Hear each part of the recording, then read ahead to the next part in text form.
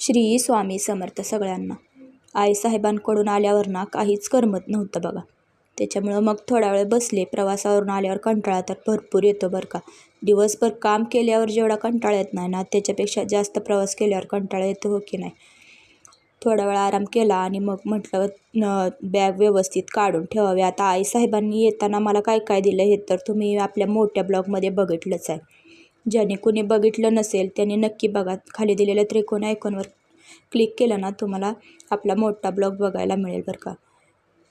बॅगमधले सगळे कपडे आणि आईसाहेबांनी दिलेलं सामान व्यवस्थित ठेवलं आणि थोडीशी छोटी मोठी कामे राहिलेली होती तीच करून घेतली आणि आणलेलं सगळं काही सामान व्यवस्थित ठेवलं होतं. पण ही ओवीने आणलेली वॉटर बॉटल ना मी अजून बघितलीच नव्हती. पण एवढी मस्त वॉटर बॉटल घेतली होती ना तिनं, एकदम छान होती. आणि ती वरून काढायचं एक होतं.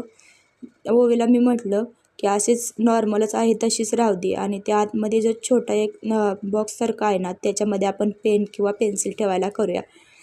पण ती बोलत होती की असं नको, असं एकदम व्यवस्थित दिसते आणि छान दिसते. असं सगळं एकत्र असलं की त्याचं सामान त्याला राहू दे, नाहीतर तो त्याचा दुसरा काहीतरी उद्योग करून बसशील, असंच मला ओवी सांगत होती बरं का. आणि श्लोकसाठी घेतली. आता हे काय एवढे लहान नाहीत बरं का, तरी पण त्यांची काय हाऊस गेलेली नाही अजून. त्याच्यामुळं आजीबाईंनी येताना दिलेली ही छानपैकी गोड बोरं मी आता खात बसली होती. जास्त काही भूक नव्हती.